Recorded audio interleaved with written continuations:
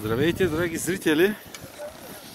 Отново се включваме, за да изпитате опиянението, което ние изпитваме горе в планината. Пред вас е младата надежда на българския национален отбор Румяна Мартева по ски алпийски дисциплини.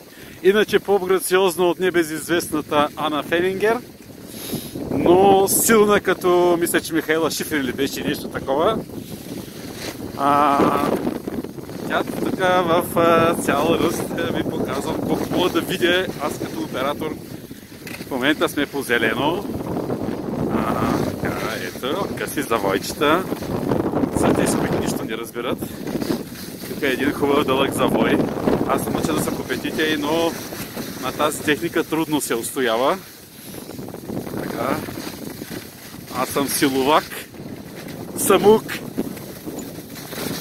И успявам да снимам. Аз коментирам, не се обръщай, просто коментирам. Давай. Така. Ето влизаме в по-червения сектор на пистата. Така.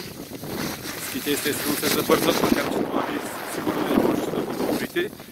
Аз се опитвам да държа, но за жалост трудно. Доста трудно. Да. Скоростта ме опиянява, особено състезателката отпред, която дига ръце.